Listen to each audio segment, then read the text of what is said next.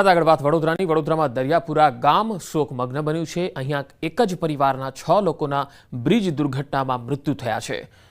Eco કારમાં કુલ 7 લોકો સવાર હતા અને આ 7 પૈકી 6 લોકોના મૃત્યુ થયા છે।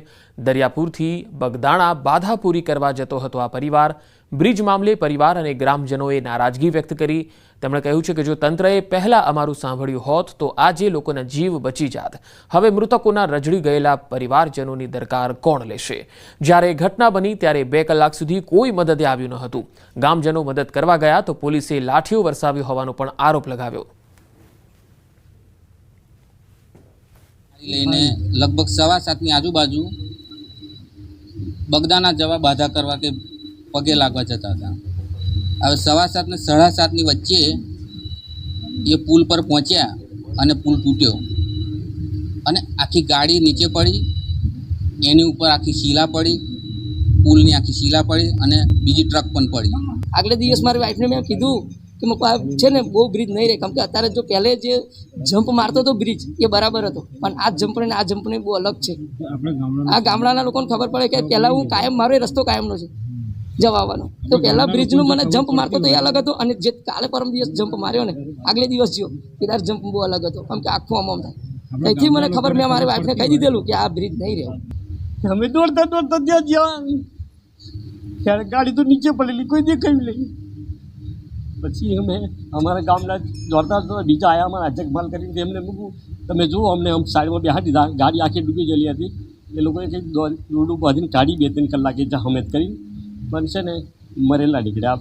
રમેશભાઈ એકલા દીકરા હતા। એ રમેશભાઈને એક જ દીકરો, 4 બેબીઓની પછી એ દીકરો હતો, એ દીકરો પણ ડેથ થયો રમેશભાઈ। એ પરિવારમાં આજે 3 બાળકી સિવાય કોઈ રહ્યું નહીં। હવે સરકાર જે રેગ્યુલર પ્રમાણે 2-2 લાખ રૂપિયા સહાય તો આજે એને રોજ આપે જ છે। જ્યારે અમદાવાદમાં પ્લેન ક્રેશ થયું, મોટા ઉદ્યોગપતિ હતા એટલે 1-1 કરોડ આપ્યા। જ્યારે આ તો ગામડાનો ગરીબ વર્ગ છે, 3 દીકરીઓ અનાથ થઈ છે। એના મધર ફાધર 70-72 વર્ષના છે, એના ફાધરને તો 2 એટેક આવેલા છે, 2 સ્ટેન્ડ મૂકેલા છે। એમના ઘેરથી 72 વર્ષની ઉંમર છે, સક્ષમ નહીં કામ કરવામાં। હવે આ દીકરીઓને એના મધર ફાધરને કોણ પાલન પોષણ કરે, એ જ અઘરો વિષય છે સાહેબ। છોટાઉદેપુર જિલ્લાના કેટલાય ગામોમાં આજે પણ નળ સે જળ યોજનાનું પાણી નથી પહોંચ્યું। આ વાત ખુદ ભાજપના જ પાવી જેતપુરના ધારાસભ્ય જયંતિ રાઠવા કહી રહ્યા છે। ધારાસભ્ય જયંતિ રાઠવા સરપંચ સંમેલનમાં હાજર રહ્યા, જ્યાં તેમણે સંબોધન કરતા જણાવ્યું કે કોન્ટ્રાક્ટર અને અધિકારીઓની મિલીભગતને કારણે યોજનાનો લાભ લોકોને નથી મળતો। સરકાર કરોડો ખર્ચે છે, પરંતુ તેનો લાભ સામાન્ય જનતાને મળતો નથી। લાભ ફક્ત અધિકારી અને કોન્ટ્રાક્ટરને થાય છે। સરકાર દ્વારા અધિકારી અને કોન્ટ્રાક્ટર પર તકેદારી રાખી હોત તો કદાચ આજે લોકોને તરસે મરવાનો વારો ન આવ્યો હોત। જો કે આ બાબતે ખરાઈ કરતા સામે આવ્યું કે ખરેખર ગામના લોકો પાણી માટે વલખા મારે છે અને હજુ પણ લોકોના ઘરોમાં પાણી નથી પહોંચ્યા। વ્યવસ્થિત રીતે આપણે કામ ન કરવાના કારણે નર્મદાનું પાણી મુખ્ય હેડવર્ક્સ અને સંપ સુધી લાવવાનું કામ રાજ્ય સરકારે કર્યું છે, પરંતુ મુખ્ય સંપત્તિ મોટર દ્વારા ટાંકીમાંથી જે ગામમાં લઈ જવાનું છે એ પાઇપલાઇનો આપણે વ્યવસ્થિત દેખરેખ રાખવાના ન કારણે આપણે બધા નિષ્ફળ ગયા છે। એટલા માટે નવા સરપંચોને એ ટકોર કરી હતી કે જ્યાં સુધી દરેક ઘર સુધી પાણી ન પહોંચે ત્યાં સુધી આપને કોઈએ પણ કમ્પ્લીશન સર્ટિફિકેટ આપતા નહીં, આ માટેની એમને ટકોર કરી હતી।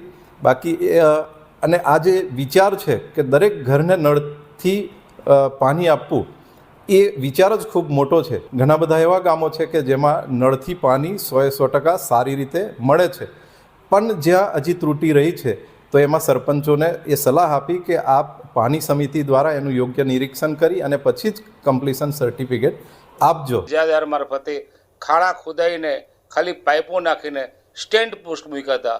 અમે વખતો વખત સરકારને કહેતા આવ્યા છે કે આ યોજના ફેલ ગયેલી છે, તેમ છતાં આ બેરી અને મૂંગી સરકારે અમારી વાતને ધ્યાનમાં લીધી નહીં।